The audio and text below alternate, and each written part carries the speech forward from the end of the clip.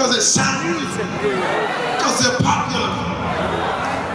Walk in here. Preachers can be bought. Got enough money, you'll say what they want to say. You'll compromise.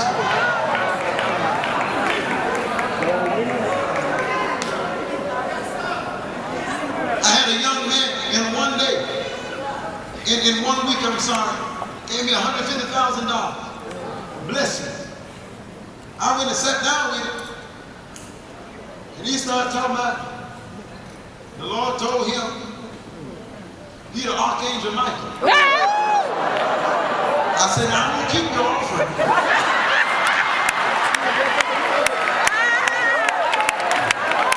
If you the Archangel, I'm going to keep the Archangel's offering.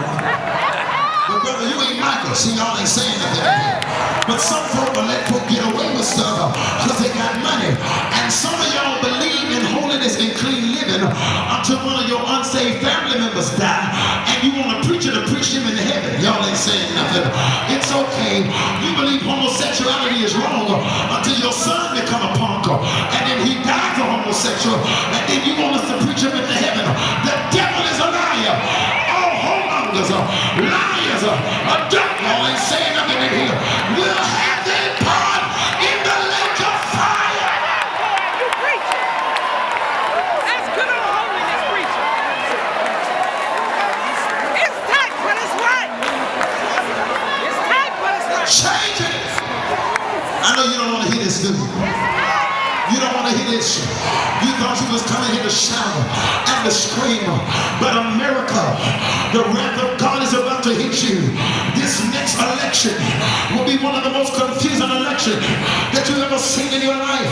God spoke to me and said that the days of JFK are about to come again.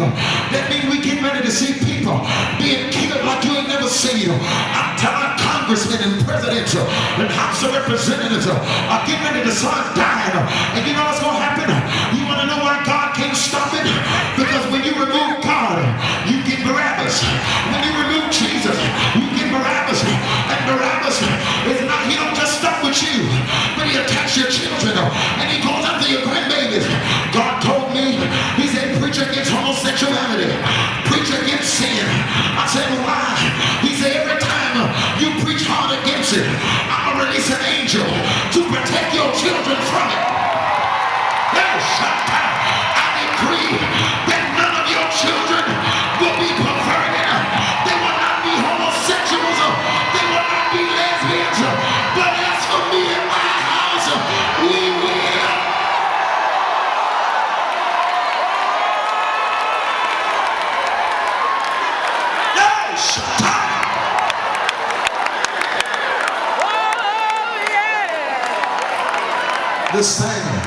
This thing is about to get real.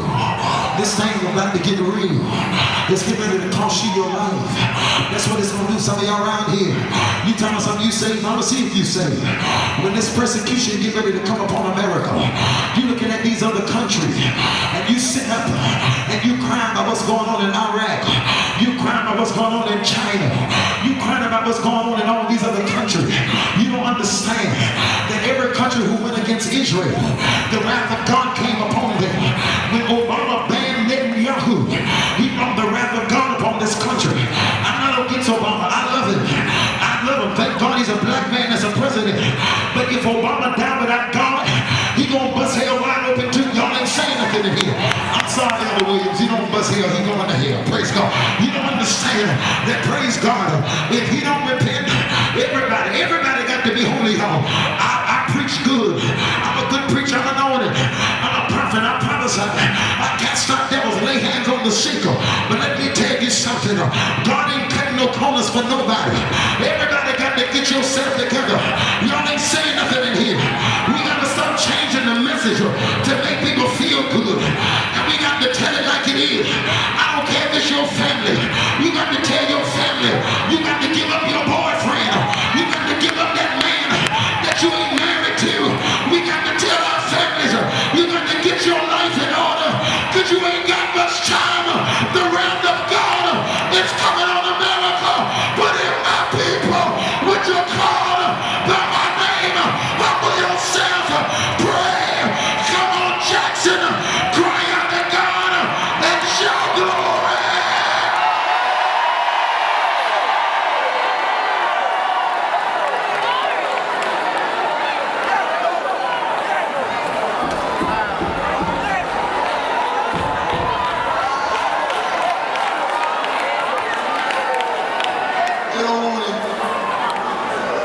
They don't want him.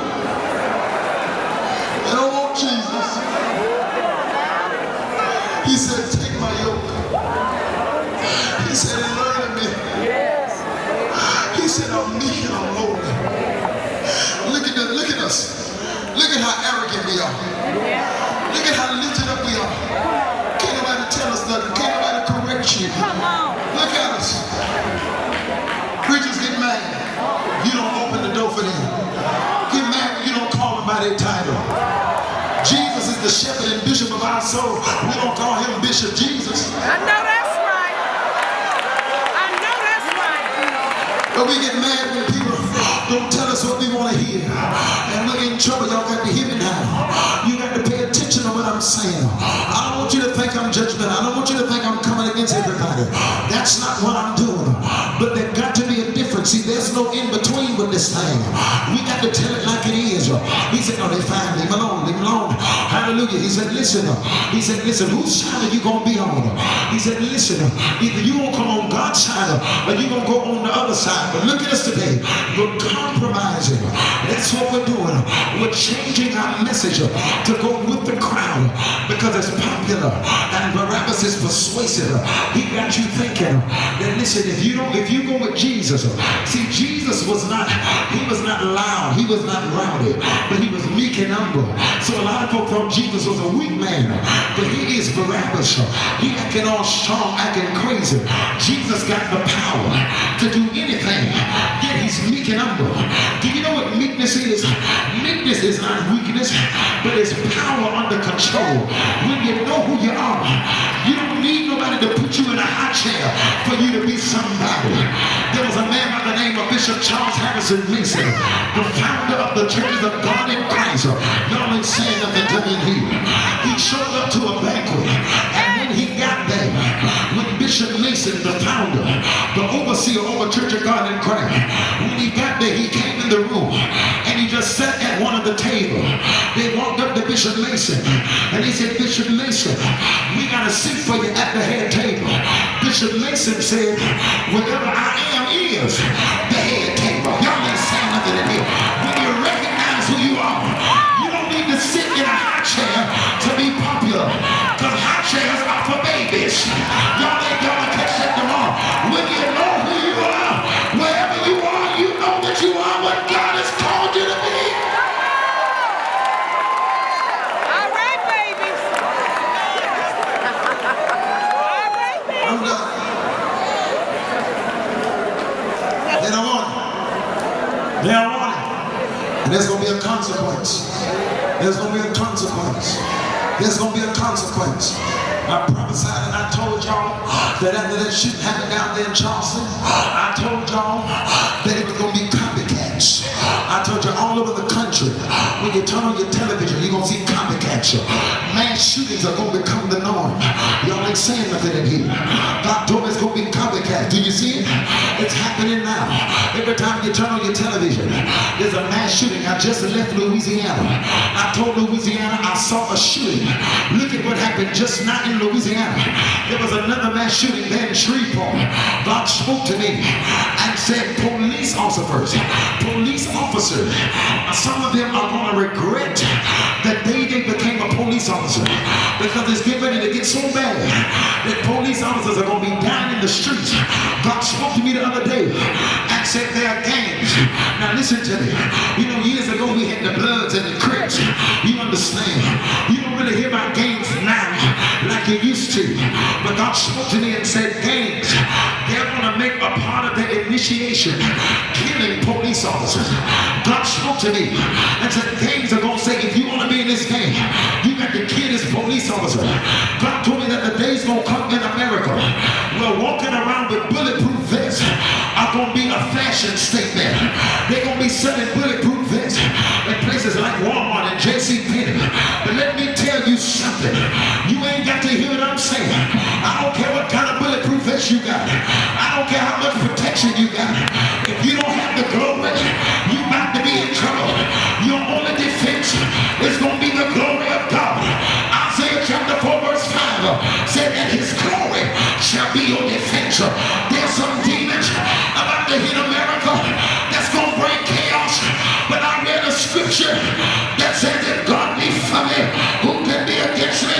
I need you to shake your neighbor, and I want you to shake them real hard.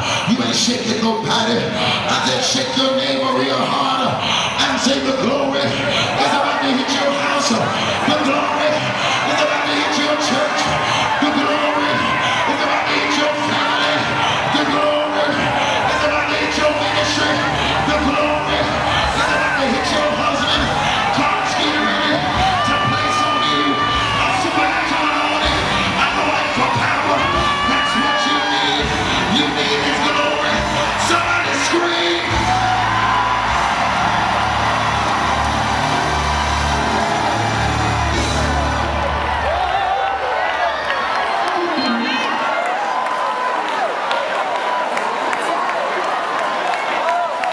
So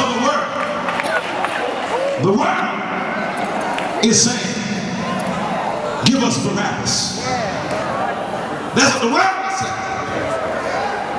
Give me Barabbas. That's what I want. I want who popular. I want who everybody likes. Do you think I can preach what I preach and be concerned about what folk think of me? No. Hello? Come on. Do you know I'm a mob man? Because I love to have him at my church. I believe he's a prophet. God speaks to him. He even can receive a good offering. But I don't know what he's going to say when he get up there.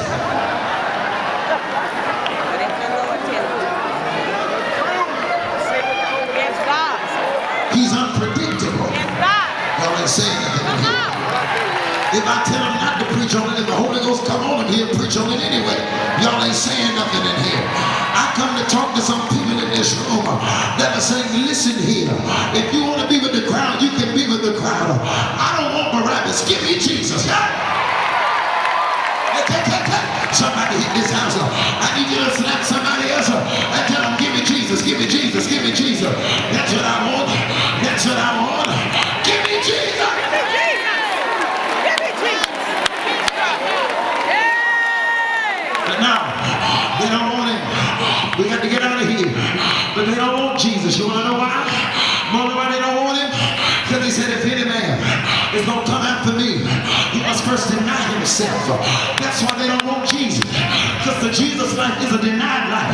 You're going to be despised and rejected. A man of sorrows and acquainted with grief. That's the Jesus life. You ain't going to have no friends. You don't want to hear that, do you? That's the Jesus life. When you walk with Jesus, people are going to hate you. When you walk in the room, they're going to say, there he go again.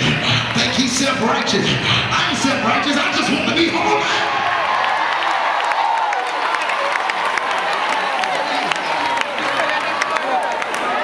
Prophet Khan, how do you feel? How does it feel to be preaching on major platforms? You named them, I preach for them. Or I've shared a platform with them. How does it feel, Prophet Khan? I said, I like it and I hate it. I said, I like the attention, I like all of that. But let me tell you what I don't like. With the exception of only a few. What I don't like is preachers, men of God, especially in the African American community, that I've looked up to all my life and respected and had great regard for. I'm talking about men that I cherished and would do anything for.